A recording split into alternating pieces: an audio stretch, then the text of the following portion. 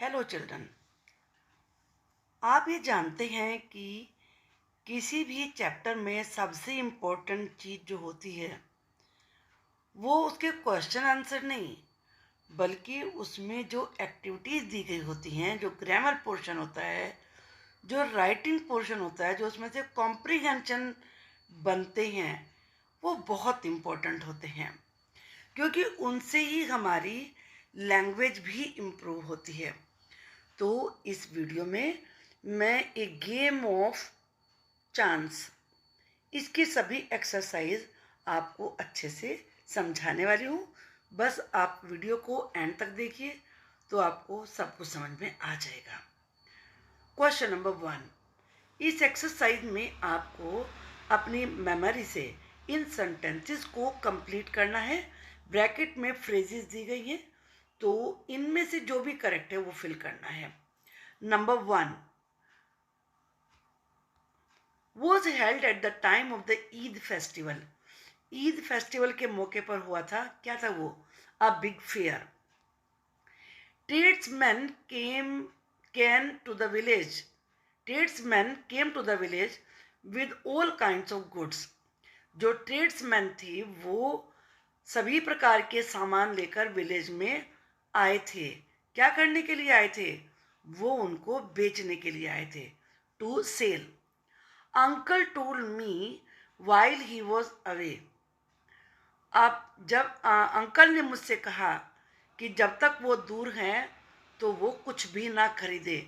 Not to buy anything. Of the lucky shop wanted everybody present. जो lucky shop का owner था, owner कहते हैं मालिक को, ऑनर था, वो चाहता था कि जो भी लोग वहाँ पर प्रेजेंट हैं वो अपना लक ट्राई करें। To try their luck, this is the correct option. Now fifth one, the first time I took a chance. पहली बार मैंने कोई मौका लिया। I got 2 pencils. मुझे 2 पेंसिल मिली। Now six, uncle told me that the shopkeeper had made. Uncle ने मुझे बताया कि शॉपकीपर ने बुद्धू बनाया है। तो a fool of me, this is the correct answer. Now question number 2, why do you think Rashid's uncle asked him not to buy anything in his absence. Rashid के अंकल ने क्यों कहा होगा कि वो उसकी एब्सेंस में कुछ भी ना खरीदे?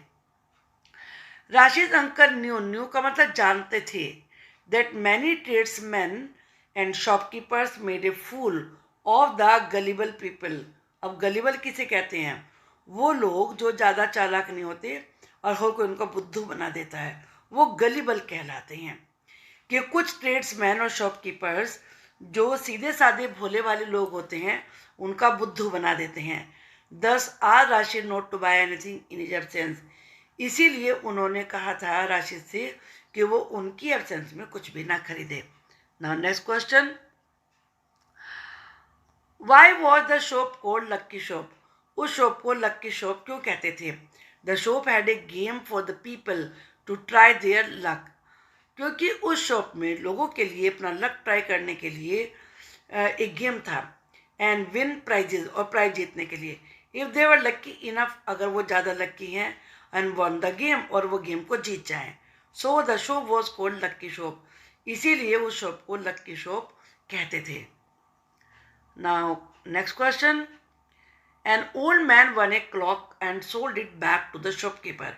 एक ओल्ड मैन ने क्लॉक खरीदी और उसे शॉपकीपर को बेच दिया। How much money did he make, उसने कितने पैसे कमाए?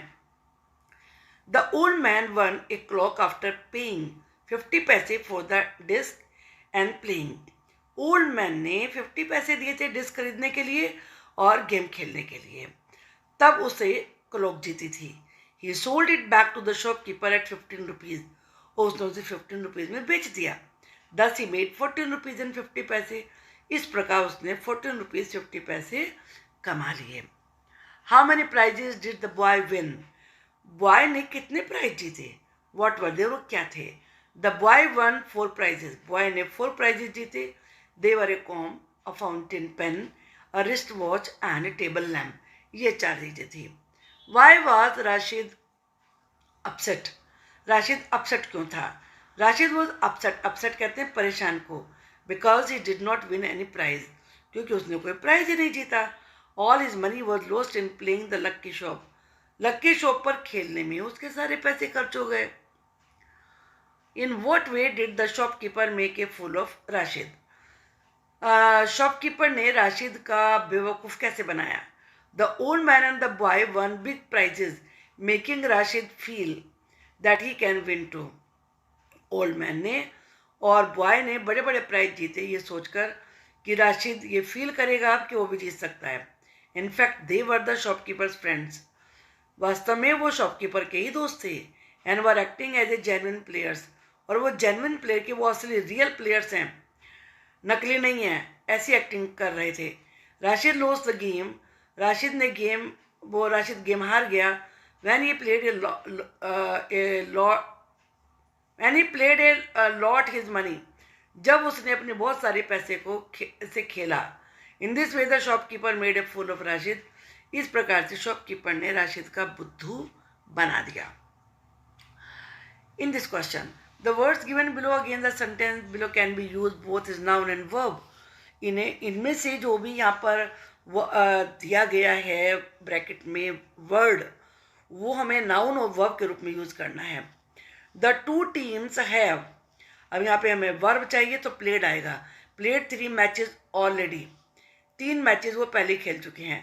The last days play was excellent, यहाँ इस वाले प्ले का मतलब है नाटक, कि जो लास्ट डे का प्ले था, गेम था, वो अच्छा था, एक्सीलेंट था। तो ये नाउन है ये, और ये वर्ब है, दोनों तरीके से हो गया। नेक्स्ट क्वेश्चन, इसमें भी नाउन और वर्ब के रूप में आपको फिल करना है। She has a lovely face, ये हुआ नाउन या फेस ही रहेगा, चेहरा इसका मतलब है। इंडिया इज फेसिंग, फेस का मतलब सामना करना भी होता है, ये वर्ब है। India is facing A number of problem these days, India आजकल बहुत सारी प्रॉब्लम्स का सामना कर रहा है। नाउ नेक्स्ट वन, यहाँ भी आपको नाउन और वर्ब के रूप में यूज करना है। ही मेड हिज इन ऐसे राइटिंग, मेक ए मार्क का मतलब होता है पहचान बनाना, तो यहाँ पर ये नाउन के रूप में है। उसने ऐसे राइटिंग में अपनी पहचान बनाई। Articles marked sold are reserved, article जिन पे सोल्ड मार्क किया हुआ होता है वो रिजर्व होते हैं, तो यहाँ ये वर्ब के रूप में है।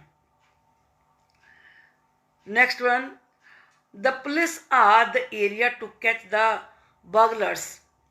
कॉमिंग, कॉमिंग का मतलब होता है घेराव करना, कि और छानबीन करना, ढूंढना, तलाश करना।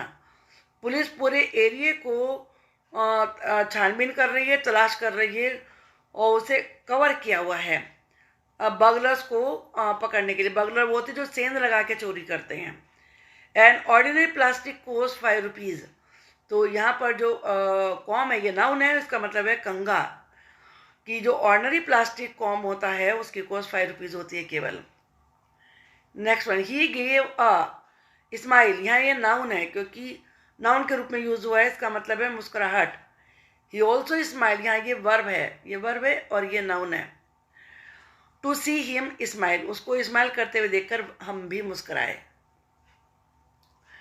ही said he to be invited to the party, तो यहाँ होप यूज होगा, वर्ब है ये, होप्ड बन जाएगा इसका। ही गेव अप होप, यहाँ पे ये नाउन है कि उसने अपनी उम्मीद छोड़ दी, इस वाले होप का मतलब है उम्मीद, आशा। Of is joining the party, party join करने की उसने अपनी उम्मीद छोड़ दी। The boys put up a good athletic show, ये नाउन है। The soldiers showed great courage in saving people from floods, बाढ़ से, फ्लड कहते हैं बाढ़ को, बाढ़ से लोगों को बचाने में सोल्जर्स ने बहुत हिम्मत दिखाई। करेज का मतलब साहस या हिम्मत। यू डिजर्व अ पैट, यहाँ थपकी, ये नाउन है, यहाँ पर नाउन के रूप में यूज हुआ है। On the back for your good performance.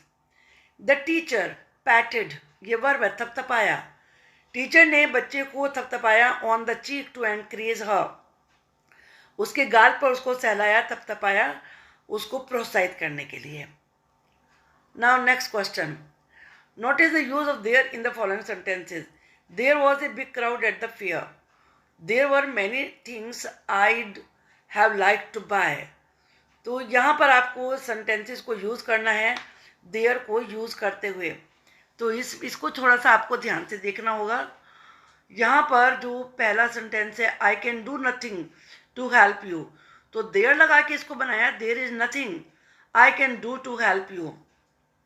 Nothing को आपको देयर इज के अगर प्लूरल है तो देयर आर के बाद लगाना होगा। नेक्स्ट है a man at the door is asking to see you, तो यहाँ पर हम मैन को लेके आएंगे। देयर इज ए मैन, एक आदमी है at the door asking to see you, तुमसे मिलना चाहता है। अब ये आपकी प्रैक्टिस के लिए है। This park has beautiful roses, तो यहाँ हम रोजेज से बनाएंगे। रोजेज चूंकि प्लूरल नंबर में है तो हमें देयर आर लगाना पड़ेगा।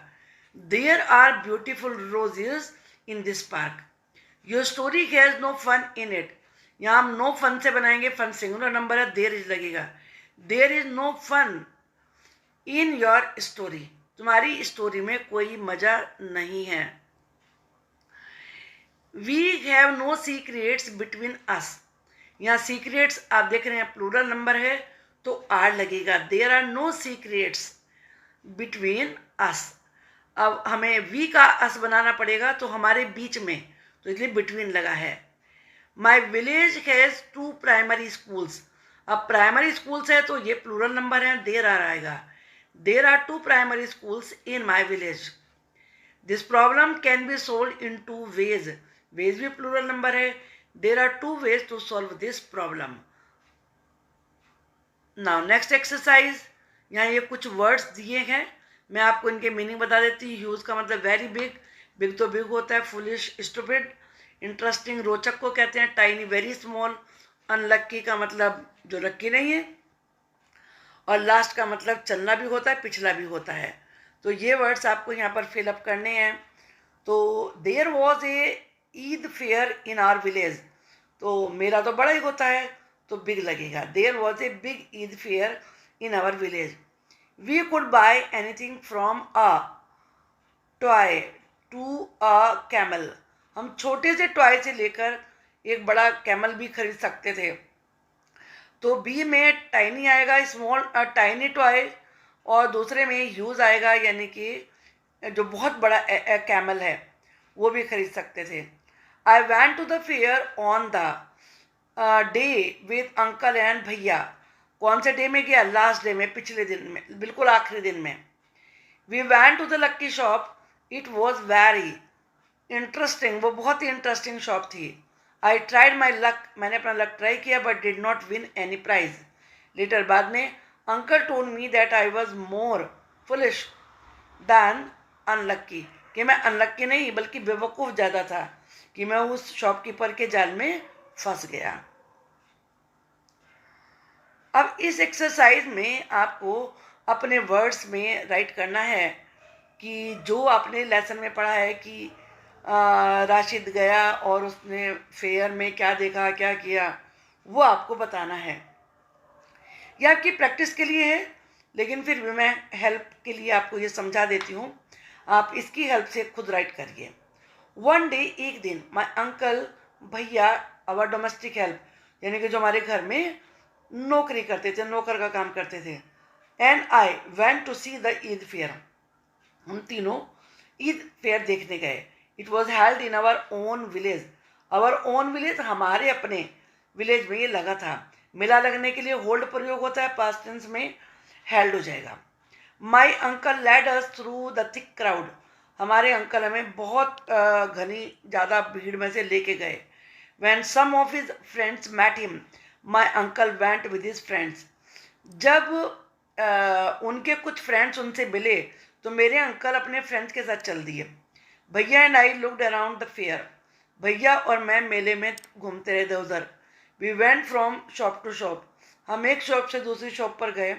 माई uncle return soon after, uncle जल्दी ही लौट के आ गए। He bought a beautiful umbrella, उन्होंने एक सुंदर सा अम्ब्रेला खरीदा, बिस्किट खरीदे, स्वीट्स खरीदी, and some other gifts for me, मेरे लिए गिफ्ट भी खरीदे। देन वी रिटर्न होम, फिर हम घर लौट आए।